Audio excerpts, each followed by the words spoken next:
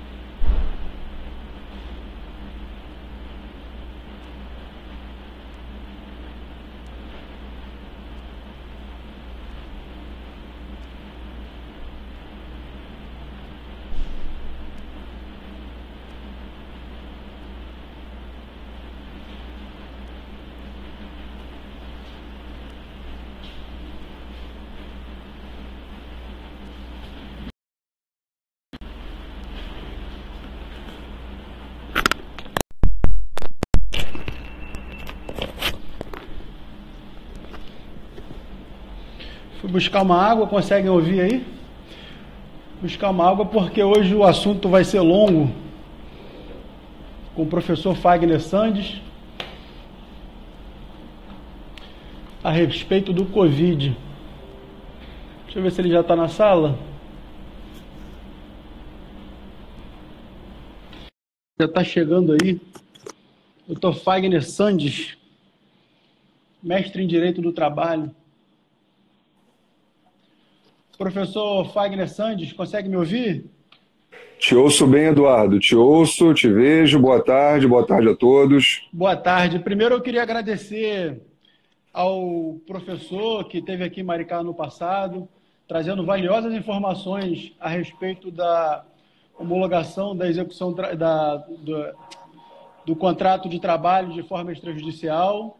Você que é uma pessoa muito importante nesse momento para nós. E nesse momento, em época de Covid, nós queríamos alguns esclarecimentos de você, uma pessoa que a gente entende que é a mais capacitada, mestre em Direito, e sempre está aqui às ordens para a nossa subseção da OAB Maricá, para trazer os esclarecimentos, não só para a advocacia, que tanto necessita nesse momento de esclarecimentos, mas também para como nosso público em geral, empresa que está demitindo, empresa que pensa em demitir, o que é o melhor norte? E para o melhor norte nós procuramos a melhor bússola, que é você. Então, fique à vontade nesse nosso programa aqui da 38ª subseção para trazer alguns esclarecimentos para nós. Professor Fagner, a palavra é sua, pode ficar à vontade. Meu querido presidente da 38ª subseção, eu fico lisonjeado com as suas palavras, a honra é toda minha. Eu tento sempre, na medida do possível, atender a todos. A demanda realmente está muito grande, são muitas questões. Já estou vendo perguntas, né, sendo elaboradas e nós nem adentramos nos temas ainda. E isso é super natural, é um momento realmente muito complicado que estamos todos a viver, não só empregados, mas também empregadores, advogados, consultores da área trabalhista, RH, DP, enfim. É uma confusão generalizada e a cada dia uma medida provisória diferente. Confesso que eu não consegui nem entender ainda os pormenores das últimas duas, porque eu estou tentando entender as duas primeiras, né? A 927, depois a 936, enfim, e tentando, na medida do possível, atender a todos, né? Eu realmente estive aí no ano passado para ministrar uma palestra sobre homologação de acordo extrajudicial, aí no Maricá. polo da faculdade, isso, Maricá, né? No polo da faculdade Unileia, né? Pois é, que inclusive eu sou professor, faço parte, são vários cursos de pós-graduação dos quais eu faço parte, e quem quiser também está disponível aí.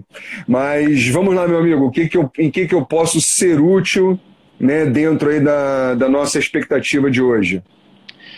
Bom, a expectativa nossa é grande em ouvir do professor, mestre em Direito, a respeito do norte a ser cumprido por essas medidas provisórias.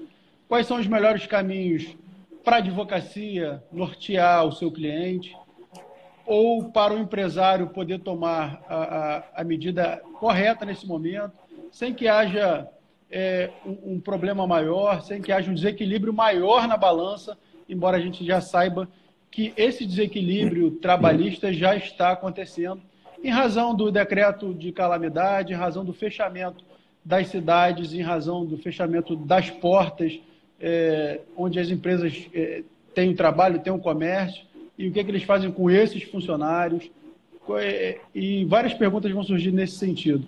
Então, assim, a gente queria explicar um pouquinho, o professor falou bem a respeito da medida do 927, do 936, da medida provisória, o que pode ser feito, na verdade, nesse momento? Vamos lá, meu presidente.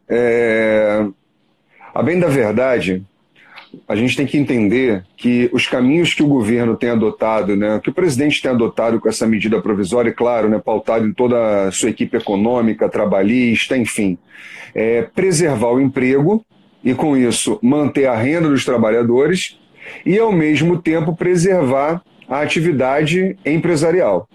Então, a grande celeuma que nós temos hoje é encontrar o ponto de equilíbrio.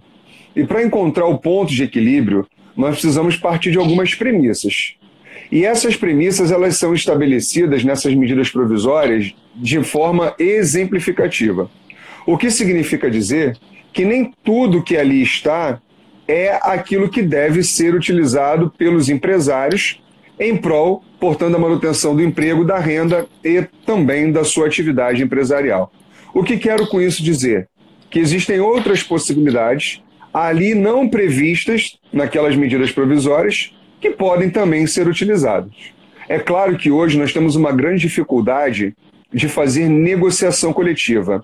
O que ficaria hoje mais em evidência se houvesse, ou melhor, para aqueles que estão conseguindo negociar com o sindicato? Acordo coletivo. A empresa negocia diretamente com o sindicato condições relacionadas àquelas situações ali por ela vividas, e assim se aplica para aquela empresa ou empresas que venham a acordar. Hoje também se fala da aplicação do artigo, se reavivou o artigo 617, parágrafo 1º da CLT, ou seja, comunica seu empregado ao sindicato que é uma necessidade de negociação. Se o sindicato não tomar as rédeas da negociação, né, ou a confederação ou a federação, e aí os prazos também foram reduzidos por essas medidas provisórias, aí pode então uma comissão de empregados negociar diretamente com o empregador. Enfim, são N situações que podem ser utilizadas. Agora, é óbvio que na medida em que pautemos os nossos olhares para essas medidas provisórias, eu tenho por mim, tá, Eduardo, que nós temos que orientar como empregadores, ou como advogados, ou como empregados, que as medidas a serem adotadas sejam aquelas que não sejam tão drásticas e tão ruins para o empregado, mas que também mantenham, né, o equilíbrio da relação empregatícia. O que eu estou querendo dizer? Hoje, por exemplo, suspender o contrato de trabalho no meu modo de ver, seria a situação mais derradeira, seria a última hipótese. Por quê? O empregado, evidentemente, vai ter suspensão no contrato. Muitos não estão falando, mas durante esse período, salvo alguma situação em sentido contrário, e longe de mim, tá? Ser o dono da verdade, eu estou pautando aqui a primeira impressão que eu tenho sobre essas leituras e sobre o que a gente tem discutido aí com alguns colegas. Então, por exemplo, hoje, talvez seja mais vantajoso para o empregado ele estar com a redução, e aí se discute a questão, inclusive, da constitucionalidade da redução salarial. Do salário, exato. Em razão aí de não ter negociação coletiva, salvo lançando mão daquela hipótese que eu acabei de citar, do 617, parágrafo 1º da CLT, né? Mas, enfim, então existem várias medidas que podem ser usadas. O que eu tenho sugerido, né, para os empresários, caso, obviamente, seja possível, depende de cada, né, esfera empresarial, exatamente, da própria situação financeira que ele tem, se ele consegue, né, suportar mais um pouco. Na MP 944, só aquela questão do financiamento para pagamento de folha, e aí se discute, né, se ali se criou também uma garantia provisória no emprego, que a partir do fim do pagamento da última parcela tem 60 dias que não pode emitir o empregado. Claro que ali não se está falando de pedir demissão ou também uma questão de justa causa, enfim. Mas vamos pensar em alguns instrumentos que sejam viáveis, considerando também a condição econômica da empresa, né? Colocar em teletrabalho é uma opção viável? É uma opção extremamente viável, né? E boa, a depender do contexto empresarial para ambas as partes. Férias individuais, também vejo que é uma medida, né, plausível diante das circunstâncias. Banco de horas, antecipação de feriados que não sejam religiosos, né, porque se for tem que ter negociação específica. A questão, inclusive, da qualificação profissional que o empregador, né, pode conceder ao empregado, e aí, obviamente, vai ser um EAD, né, vai ser uma qualificação EAD e não uma qualificação presencial. Já com base na medida provisória 936, a redução do salário e redução de jornada, e aí, obviamente, o percentual objeto de redução, o empregado vai receber aquele percentual objeto de redução sobre a parcela que ele deveria receber do seguro-desemprego.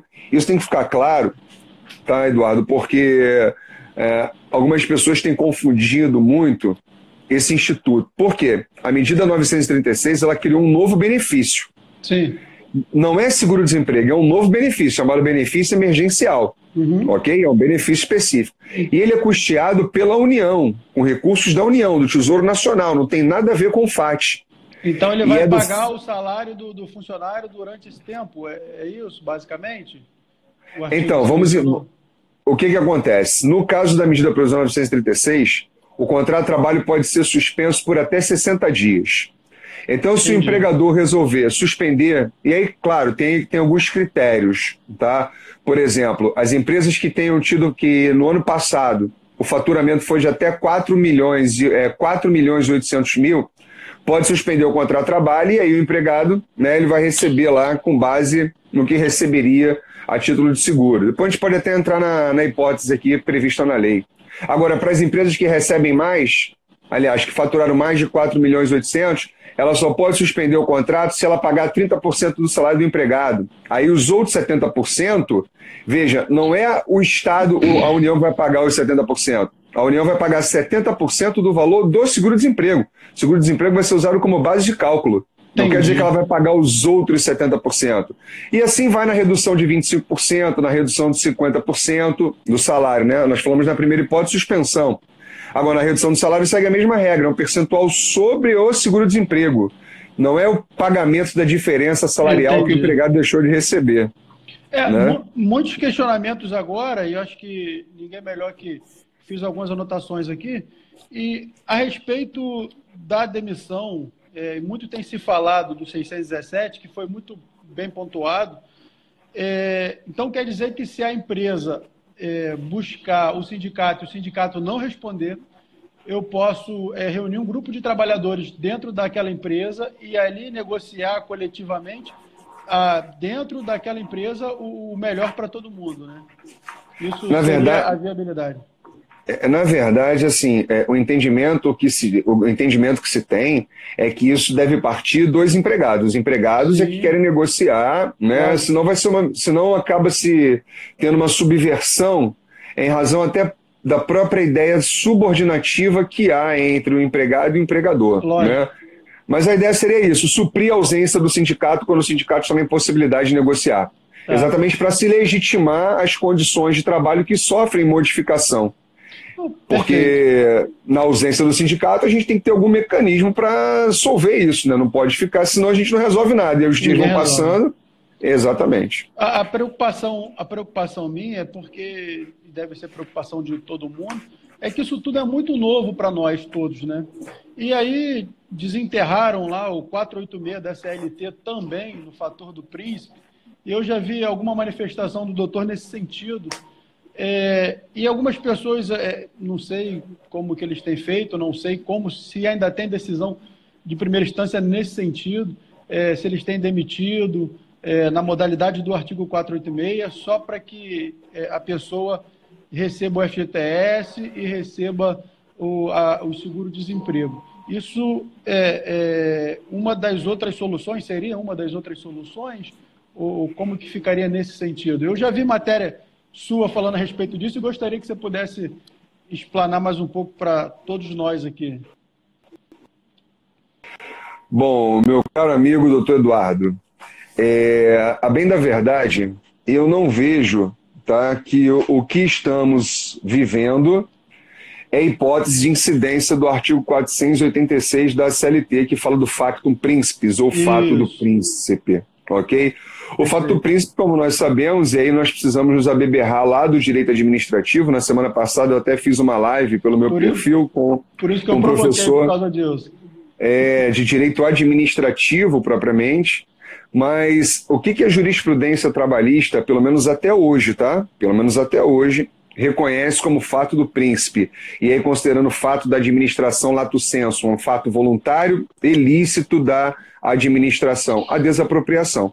Então, se o teu estabelecimento está num determinado local, precisa ser desapropriado por necessidade pública ou por utilidade pública, pouco importa a motivação, aí sim, extinguindo o teu estabelecimento, o ato do Estado vai gerar, portanto, a impossibilidade de continuidade da atividade empresarial.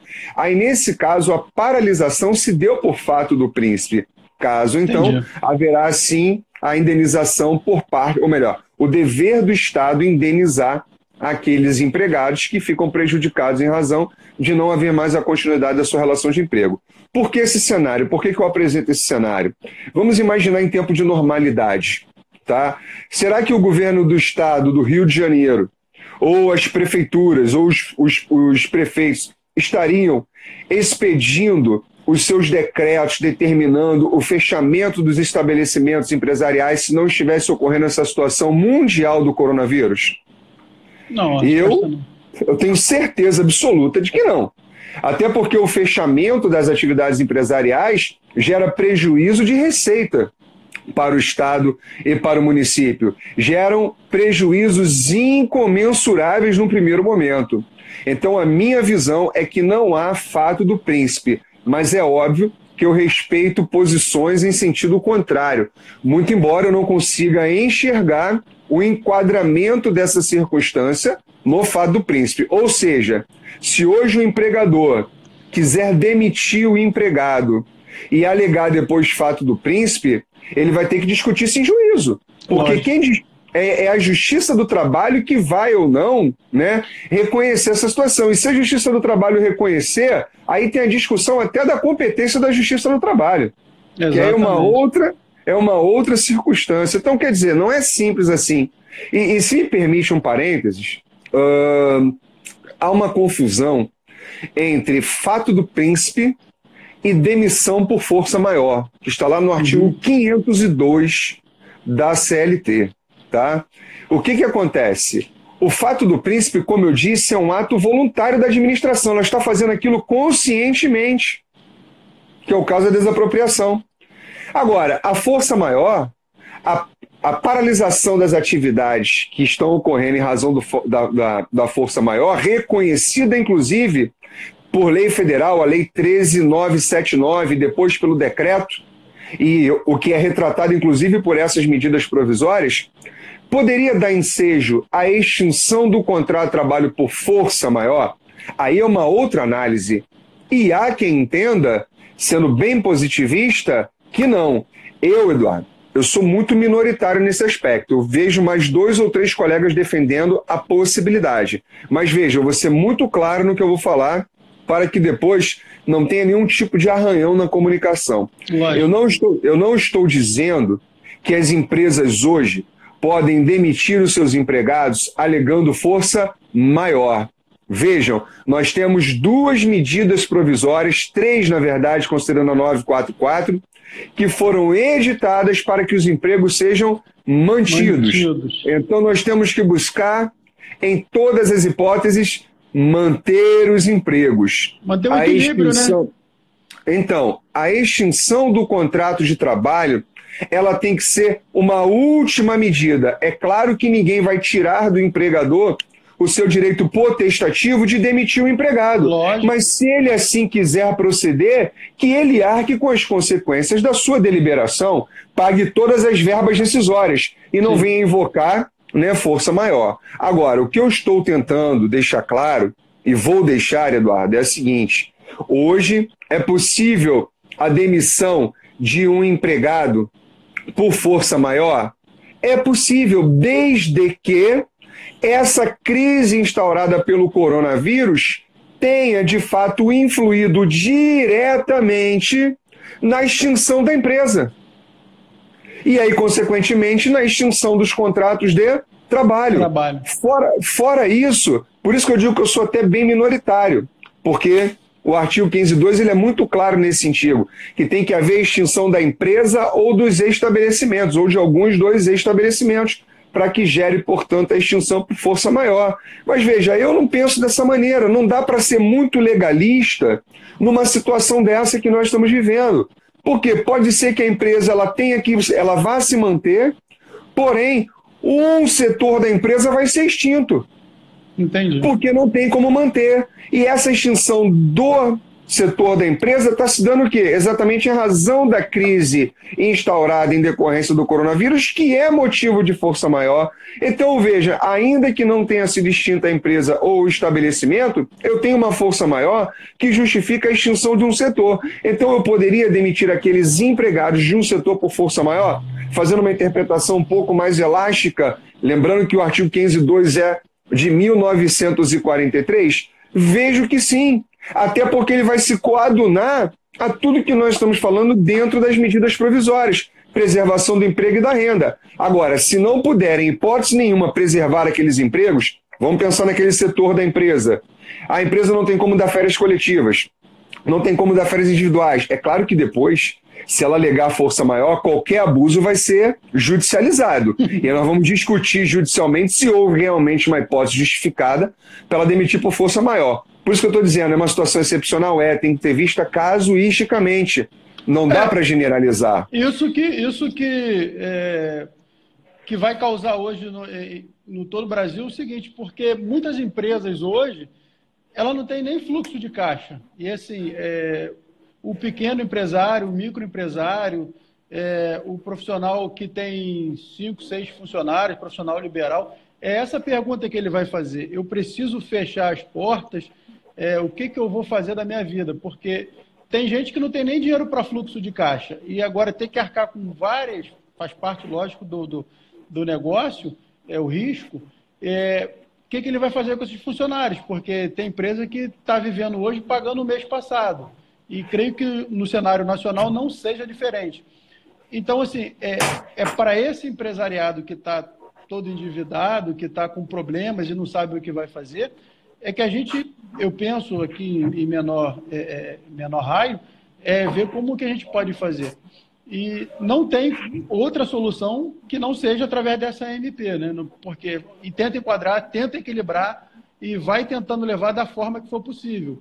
E, assim, a gente vai tentando até o momento final. E no momento final, se tiver que demitir, que é o direito potestativo, como bem esclarecido, o que a gente vai fazer? Tem que pagar todas as verbas rescisórias, tem que disponibilizar isso.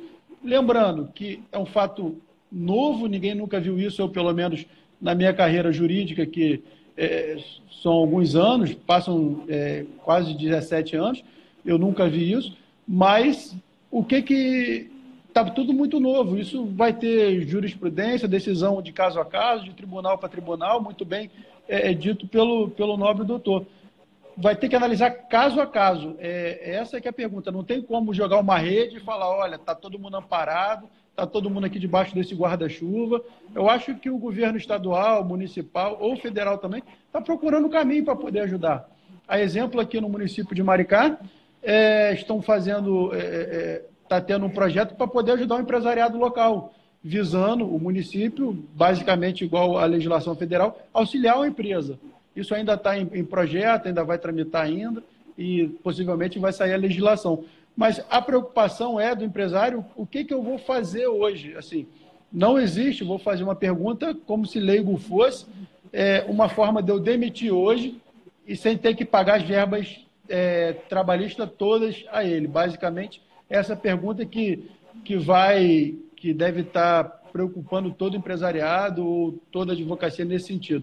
Se existe alguma ação cautelar, se existe alguma forma nesse sentido, para que a advocacia vire e fale assim, ó, você não vai ter como pagar ele, vamos alegar essa forma, e você só não vai pagar nenhuma rescisão, e vai estar isento das multas. Eu acho que essa é a grande tônica da pergunta aí, nesse sentido.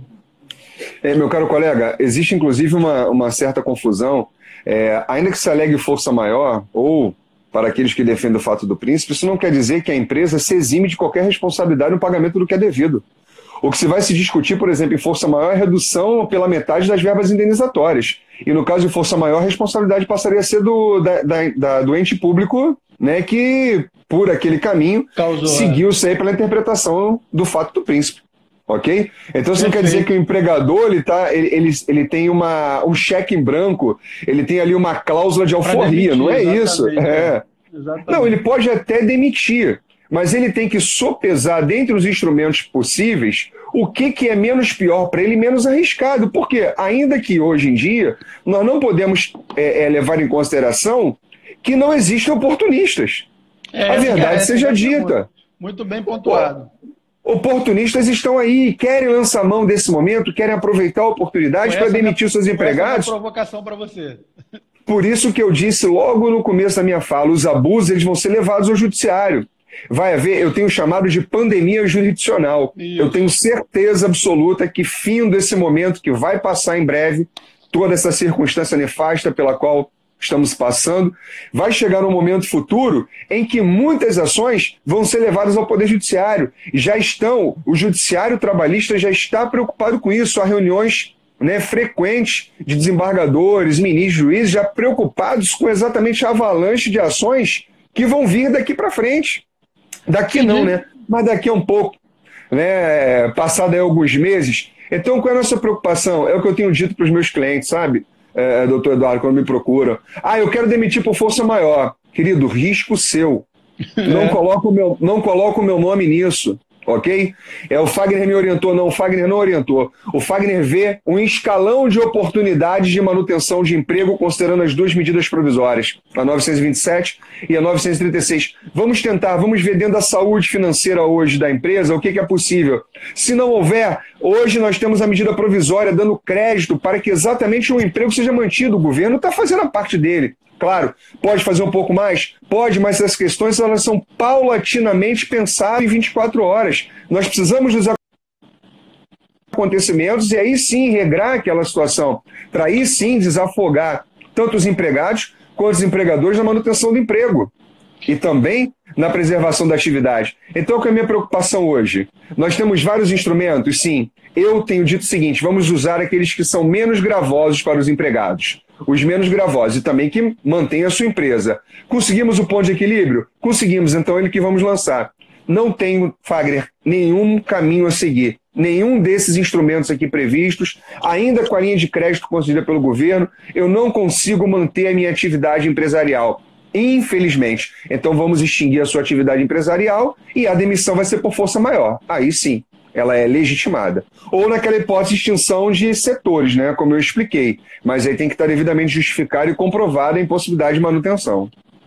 Não, isso é muito importante, porque isso tudo, como é novo, a gente vai ter uma série de informações por aí. A gente ouve, e ninguém melhor que um mestre em Direito do Trabalho, com anos de carreira, como Não, o mas doutor, longe de mim, para longe de mim. esclarecer isso. Tem muitas vozes eruditas que pensam em sentido contrário, inclusive, que só pode, né, que não se pode demitir por força maior se não houver extinção do estabelecimento ou da empresa. Sendo extremamente positivista, como está no artigo 502 da CLT, né?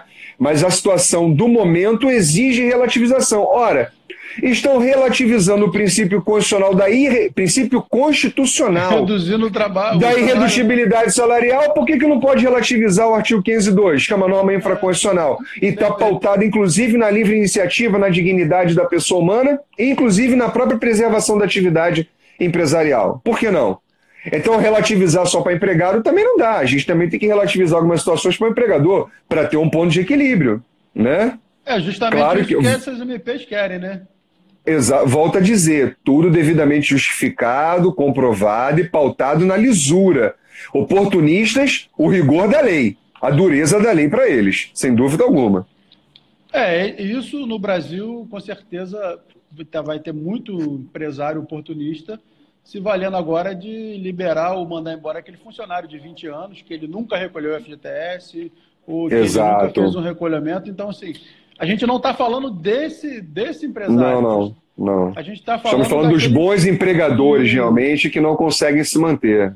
Pessoas que agem com má fé, né? Com decoro, com lisura. Isso. Infelizmente, no Brasil, a gente tem de toda sorte. O que a gente tenta hoje é falar para esse empresário, para esse advogado que dá assessoria a esse empresário, o empresário que está tentando sobreviver hoje nesse momento de crise, né? Porque a gente não sabe até quando isso vai se estender, né? Até quando o mercado vai conseguir sobreviver, porque há informações, outro dia eu estava lendo, que o capital de giro de cada empresa gira em torno de 20 dias, nós já passamos disso. É muito pouco, então, é muito pouco, né? Geralmente as pessoas trabalham pagando o mês passado, né?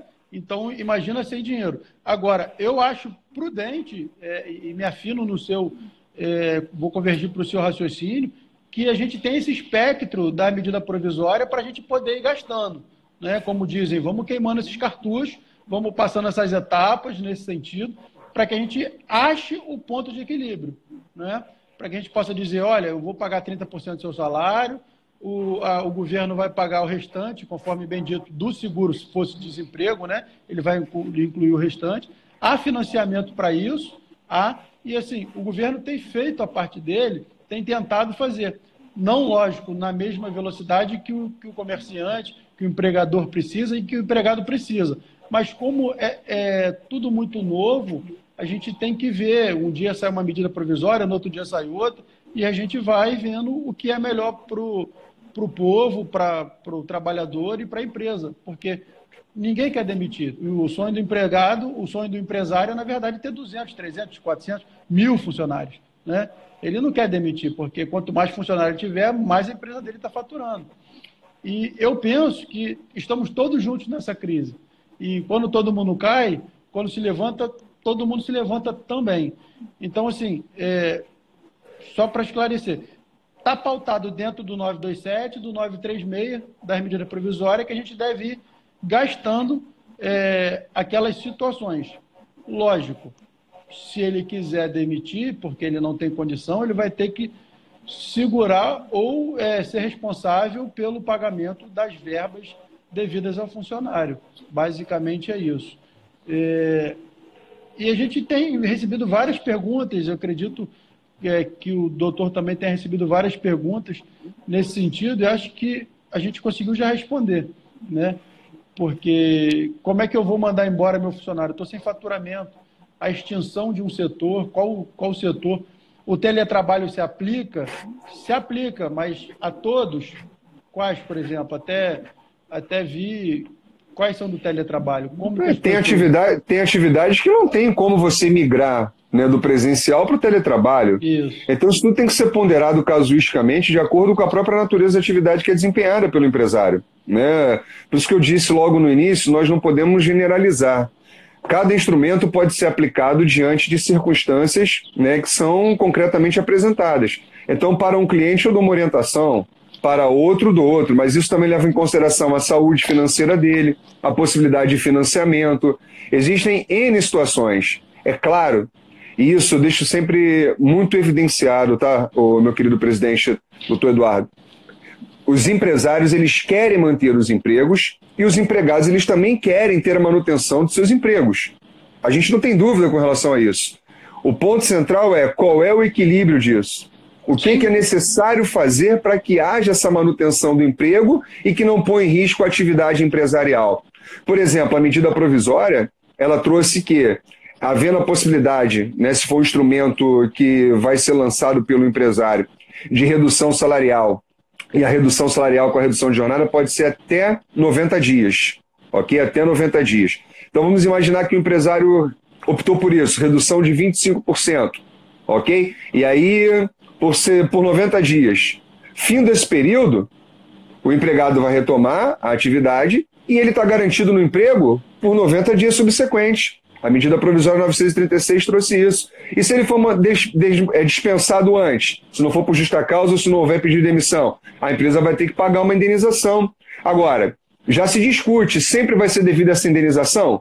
Porque se a empresa quebrar, mesmo tendo lançado mão das medidas para manter o emprego, mas findo esse período de coronavírus, a empresa infelizmente quebrou. Será que ainda assim vai ser devida indenização? Ela provando em juízo que ela agiu dentro daquilo que foi pautada a sua conduta, considerando os instrumentos da medida provisória? Há quem diga que o juiz tem que agir com equidade, não mandar pagar a indenização, porque a empresa ela faliu ou se extinguiu em razão exatamente da crise, que os mecanismos lançados não foram suficientes para que ela fosse mantida. Isso é uma tese, é um pensamento. E eu confesso para você que eu me senti seduzido por esse argumento.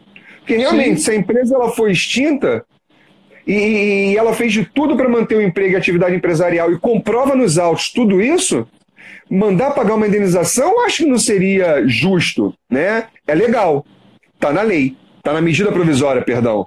Mas não seria justo, né, em razão de tudo que foi vivido. Mas, enfim, esse é um pensamento. Eu confesso que eu me sinto seduzido, mas não que eu estou filiado a esse pensamento, né? Mas é algo que realmente faz a gente refletir. Enfim, são vários instrumentos, meu amigo. Existem inúmeras possibilidades e a gente tem que tomar cuidado exatamente para não escolher aquele que é o pior do momento, qual seja, demitir os empregados, a não ser que seja a última hipótese. Isso. Pois é, eu tenho uma pergunta, assim, que se você puder esclarecer mais a respeito da redução do salário, como que ficaria, qual é a sua opção, porque a nosso ver é inconstitucional, a gente sempre estudou no sentido de reduzir salário é inconstitucional, como que eu vou fazer, se eu tenho que reduzir, e se basicamente, como que é o seu pensamento, ao qual...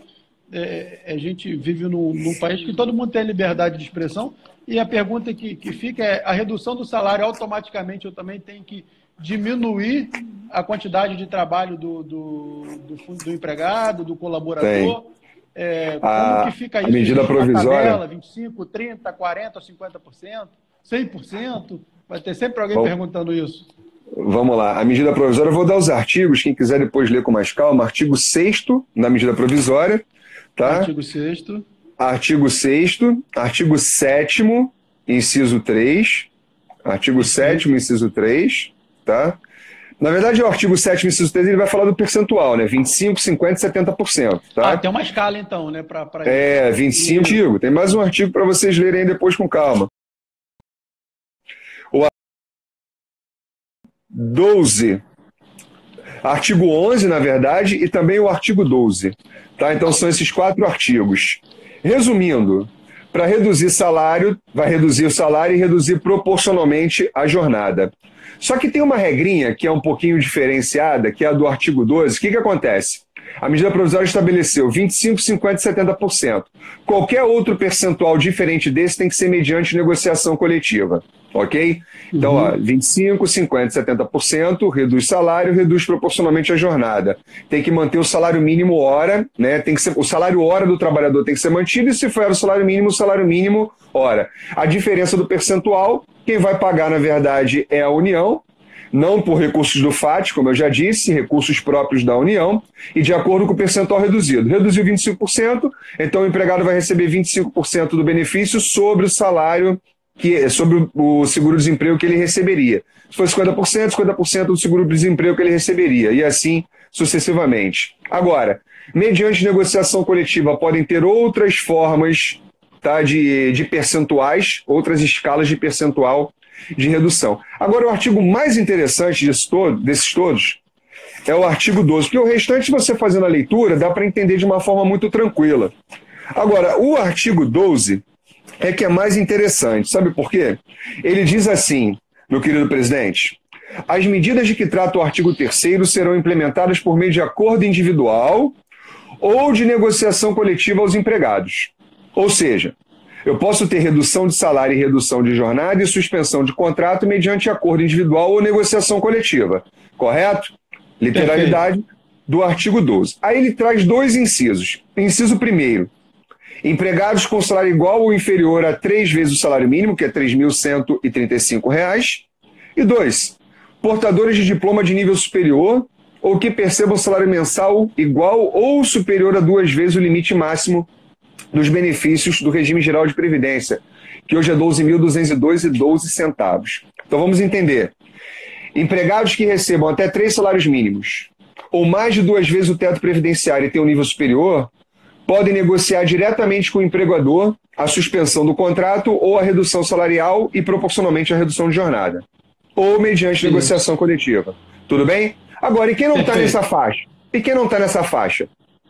Quem recebe mais de 3 salários mínimos, ou menos de 2 vezes o teto previdenciário, ou que não tenha nível superior ainda recebendo mais. Aí esse só por negociação... Pois é, esse só por negociação coletiva, salvo se a redução for de 25%, que aí está autorizada para todos generalizadamente, não depende, portanto, de negociação coletiva. Olha que coisa, aí é o parágrafo único que traz essa exceção, o parágrafo único do artigo 12. Entenderam a circunstância? Consegui entender. Assim, a minha preocupação é que hoje, tanto o empregador quanto o empregado, eles têm que estar irmanados, eles têm que estar unidos em tentar resolver também o problema. Eu acho que esse que é o espírito da medida provisória, né? Fala assim, ó, vamos resolver nós dessa forma aqui. E eu só vou pedir uma pausa aqui, que eu vou dar um agradecimento ao doutor Carlos André Pedrazzi, ele que é diretor da OAB Rio, está aí presente, falou que é importante esclarecimento para a advocacia. Doutor Carlos André Pedrazzi, meu amigo, meu irmão, um forte abraço para você. E tem um esclarecimento, tem uma pergunta aqui da Carla, se o empregador depois terá que pagar a União. A Carla já me fez essa pergunta hoje, eu já disse para ela que eu tenho que estudar mais a fundo a MP 944, né? Então por hora eu nem tenho como responder essa pergunta. Né? Eu já disse isso para ela hoje, ela já me procurou, já disse que eu não estudei a fundo, eu não me debrucei sobre a MP 944, né, para entender exatamente os filigramas dela e se tem alguma armadilha, né? Eu li assim, superficialmente, né? Agora, há quem diga que sim, então parece que tem uma armadilha ali na medida provisória. Eu não sei, eu não posso afirmar, porque eu não fiz a leitura integral com cuidado da medida provisória. Eu passei o olho, né? E fiquei mais atento àquela parte da garantia provisória no emprego também, de fim do pagamento do financiamento por 60 dias após o pagamento da última parcela, que foi o que me chamou mais a atenção. Agora, essa questão do financiamento propriamente dito, eu tenho que olhar com mais cuidado, bom, né? Eu ouso dizer que de graça não vai sair isso. Sem dúvida, né? Mas como vai ser essa forma de retorno... Né? Eu preciso realmente entender, me debruçar e perquirir melhor a medida. Até como que vai sair esse pagamento, na verdade, né? Como que a empresa vai solicitar a União, como que vai ser feito esse pagamento, através de que documento, como é que vai ser feito. Tem alguma ciência nesse sentido, de como que vai ser? Olha, tem um formulário. Nenhuma. Pode ser feito junto com o contador, ou se vai ser feito através do próprio financiamento que eles estão dizendo que vão dar às empresas. Olha, vou dar para a sua empresa X e você vai se virando. Quer dizer, eles botam um ato e ninguém informou como que vai funcionar isso, basicamente. Assim, não tem isso, né? Porque ainda não teve o expedir da regulamentação, né, da parte de operacionalização. É igual a medida provisória 936.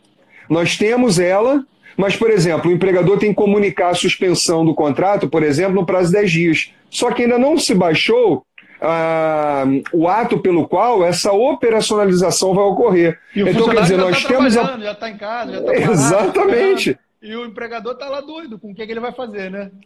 Não, e tem empresário que fez isso com o empregado, sei lá, 3 dias antes da medida provisória entrar em vigor. E aí, é possível, não é? É uma discussão também, aí tem um caminho, que é a própria comunicação. Eu até conversei isso numa live ontem com um professor também, o professor Leandro Antunes, renomadíssimo, né, em Direito de Trabalho, conversamos sobre essa hipótese, que é uma fenda ali, e essa possibilidade de comunicação. Enfim, existem N situações, e a gente tem que analisar, é óbvio, de forma casuística. Quer ver uma pergunta que eu achei interessante aqui? Do Eise Eduardo, não dá para identificar aqui o nome dele. Eduardo Isso, a questão da liberação do fundo de garantia em razão da calamidade, porque calamidade é uma situação prevista lá no artigo 19 da Lei 8.036 de 90, claro, local e reconhecida pelo governo federal, a calamidade local. No meu modo de ver, o requisito está preenchido, porque nós temos lei federal, nós temos decretos, nós temos atos reconhecendo, inclusive, as próprias medidas provisórias, dizendo que estamos diante de uma situação de calamidade, força maior reconhecida, e por que não liberar o fundo de garantia? Eu vejo como plausível a liberação do fundo de garantia. É importante, agora, tem gente que entende que não. Tem gente que entende que não. Precisaria vir uma medida provisória dizendo, vamos liberar o fundo de garantia diante do coronavírus. Para mim não precisa estar claro assim. Né? Já dá para fazer uma interpretação sistemática e entender que é uma hipótese de liberação. Agora, vem outra pergunta: quem tem competência para apreciar um alvará desse? Um pedido formulado em alvará. Justiça do Trabalho e Justiça Federal. É divergente, no meu modo de ver. Claro, respeito, não sou dono da verdade, entendo as posições em sentido contrário, mas vejo, né, que também há posições que pensam como a minha, há quem entenda como eu, que é a competência da Justiça do Trabalho. Porque, embora não seja uma ação tipicamente trabalhista, o fundo de garantia decorre o quê? Da relação de trabalho. Então, se direito do trabalhador deve ser apreciado pela Justiça do Trabalho. Enfim, fica o meu registro e há magistrados pensando nesse sentido também. Agora, a grande questão é a discussão maior. O que vivemos é ou não é causa para a liberação do fundo de garantia? A visão do professor Fagner Sandes é sim. Se quiser utilizar meu argumento para fundamentar a petição, fique à vontade, está liberado, né? Porque efetivamente nós já temos as normas reconhecendo a situação de calamidade e que, portanto, se enquadra na hipótese lá prevista no artigo 19, inciso 3º, se não me falha a memória, da Lei 68, da Lei 8.036 de 90, que é a lei de regência do Fundo de Garantia. Então, espero ter respondido. Agora, a discussão vai ser, quando você ajuizar a ação, se o juiz do trabalho ele vai remeter para a justiça. Ele vai poder falar que não é competência dele. Exatamente. Aí o da federal também pode falar que também não é competência dele. Né? Aí eu acho que precisa ter um pouco mais de sensibilidade da magistratura para relativizar algumas situações. Eu acho que a Justiça do Trabalho está num bom momento para avocar mais competência. E uma delas é exatamente essa. Então, assim, era um momento que a Justiça do Trabalho estava em declínio e hoje, em razão de várias outras ações, hoje ela volta com toda a força, né? Com força total, com força total. Eu acho que depende muito desses esclarecimentos. E tomara que os magistrados estejam nos vendo e nos ouvindo, né? E fica aqui o meu apelo. O reconhecimento da competência da Justiça do Trabalho nesta hipótese não tem nada de inconstitucional. Pelo contrário, é uma leitura que se coaduna com o artigo 114, inciso 1º, primeira parte da Constituição Federal. Se quiser forçar um pouco, o inciso 9º do mesmo artigo 114, até porque as competências exaradas no artigo 114 da Constituição não são taxativas, elas são exemplificativas. Enfim, fica aqui o meu apelo, né, à magistratura trabalhista que reconheça efetivamente essa competência e aí adentre exatamente na matéria. Se é ou não o caso de reconhecer a calamidade pública para efeitos locais e assim liberar o fundo de garantia. Eu, no meu pouco conhecimento, eu acho que deve ser da Justiça do Trabalho, porque ela que também autoriza o levantamento de alvará do FGTS, então acho que ela deve ser competente, no meu pouco conhecimento. Eu queria agradecer a presença do Dr. Ralf Andrade, que é tesoureiro da OAB Niterói. Grande amigo Ralf. Já vou estar convidando você para fazer uma live. A pergunta de Eduardo Eisler foi muito pertinente. Eu tenho até orgulho de ouvir essa pergunta dele, porque ele trabalhou aqui no escritório, então hoje deu para ver que está aí, está inteirado, está perguntando bastante. Hoje ele está no escritório dele muito bem conceituado na cidade, fazendo um trabalho muito bem feito. E que bom. A gente agradece nesse sentido. Dessa forma. A gente já vai se encaminhando para o final, professor. Eu queria... Passa tão rápido, né, meu amigo? Tão rápido, eu queria convidá-lo para uma próxima live, para a gente debater outros assuntos que a gente vai ter aqui, com certeza. E queria agradecer o seu tempo, sua disposição em poder ajudar a informar a advocacia maricaense, informar todos os outros que estão nos vendo pela internet, informar a sociedade de uma forma geral. Você que é um formador de opinião, um profissional que eu respeito muito, e a gente junto consegue sair desse problema que a gente tem vivido de uma forma em geral. E eu queria finalizar e perguntar se você tem mais algumas perguntas por aí, porque aqui acho que eu já vi. Queria agradecer a todos que estiveram aqui, lógico, e queria ver se tem mais algumas perguntas, algumas considerações finais, e que você deixasse uma mensagem para a advocacia nesse momento tão sensível, nesse momento tão difícil para todos nós. Pode ficar à vontade. Meu amigo, em primeiro lugar, eu é que agradeço a oportunidade, o carinho, a atenção de ser lembrado, né? Isso é muito importante. Isso, na verdade, só estimula cada dia mais buscar sempre o melhor, passando o aprimoramento que é necessário para os nossos queridos colegas advogados. É uma preocupação que eu tenho premente sempre, de estar passando sempre as melhores informações, ou, na pior das hipóteses, pelo menos dar algum tipo de caminho, porque cada um, né, vai receber a semente da reflexão e dali vai plantar e vai colher aquilo que entende que é melhor para si. A mim, como, né, professor, cabe simplesmente plantar essa semente. Então eu fico grato pela lembrança, parabenizo também pela iniciativa, porque é importante ter exatamente as subseções com esse caráter informativo, né? Entender que a OAB ela presta esse munus para a sociedade num caráter também informativo, não apenas para os advogados, mas para a coletividade como um todo. E também deixo a minha mensagem para a advocacia. Nós somos a democracia, nós somos efetivamente os consolidadores da democracia brasileira. Mais uma coisa que eu deixo sempre, né, em tela e sempre coloco a democracia não pode minar o Estado de Direito. O Estado de Direito ele tem que andar de mão dadas com a democracia. E assim a gente só consegue caminhar com dialética. É importante que estejamos juntos. E para isso os advogados precisam se especializar, precisam estudar mais, conhecer mais. E onde eles podem buscar especialização? Me permita dizer, a graduação que tem aí na sua cidade, né, na nossa querida Maricá, na Faculdade Lileia. Na Faculdade Lileia, tem um polo da Faculdade Lileia. Tem curso de Direito e Processo de Trabalho, que eu sou um dos professores, e tem vários professores também, inclusive tem ministros do Tribunal Superior do Trabalho que fazem parte da pós-graduação de Direito e Processo de Trabalho. Tem o curso de Controle de Constitucionalidade, Coaching Jurídico, são vários cursos, né, de pós-graduação na Faculdade Lileia, que são disponibilizados para os nossos queridos advogados. Então, precisamos estudar, dia após dia estudar. Quanto mais eu estudo, meu caro presidente, menos eu sei, por isso que eu estudo mais. E cada dia, portanto, menos sei, e assim vamos vivendo. É verdade, eu agradeço, professor. E o EAD da Unilei aqui, ele é dirigido pelo nosso caro amigo, Dr. Luiz Antônio, ele é diretor da ESA aqui, dos cursos jurídicos também da OAB Maricá, e ele que faz essa parte, Dr. Luiz Antônio, que nos assiste agora também, está aí, o Luiz Antônio Carvalho, da Unilei. Maravilha! E nesse momento de Covid, é muito importante que a gente faça a EAD e que a gente procure aprofundar ainda mais o conhecimento, porque ele é o único verdadeiro, quem vai nos libertar disso tudo, né? O conhecimento. Eu Exato. Só tenho a agradecer a audiência de todos, que aqui chegou a 58 pessoas assistindo a live, consegui verificar aqui num determinado momento, posso estar até enganado, e a sua presença, seu tempo disponibilizado para todos nós, e esteja sempre presente aqui na 38ª subseção do AB Maricá.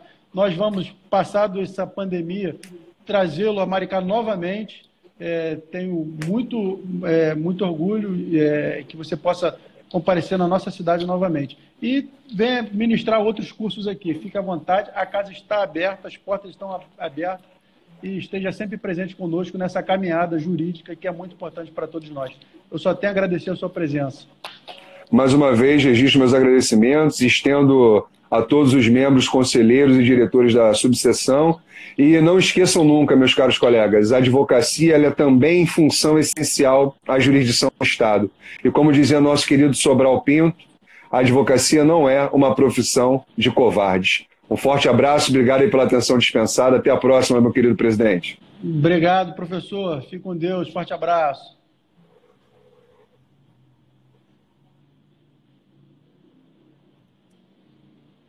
Bom, terminamos a live com o professor Fagner Santos, com excelentes esclarecimentos. Eu queria agradecer a presença de todos que ficaram online assistindo os brilhantes esclarecimentos do professor. E queria dar um recado que quarta-feira, agora, nós teremos o bate-papo com a presidente da Comissão de Prerrogativa, doutora Mariana Satamini, nesse mesmo horário, às 4h, que irá falar de violação de prerrogativas em época de Covid. Muito importante, com informações esclarecedoras, ela que tem se destacado na presidência da Comissão de Prerrogativas, uma excelente presidente, tem feito um belíssimo trabalho, e a Comissão de Prerrogativas da OAB Maricá é a que mais tem advogados e é a comissão uma das que mais trabalha, porque justamente a doutora Mariana tem feito esse trabalho. Então, toda segunda, quarta e sexta, nós teremos aqui às 16h, palestrante, papo de presidente da 38ª subseção e palestrantes externos. Eu gostaria de agradecer a audiência de todos. Um forte abraço e fiquem com Deus. Até quarta-feira.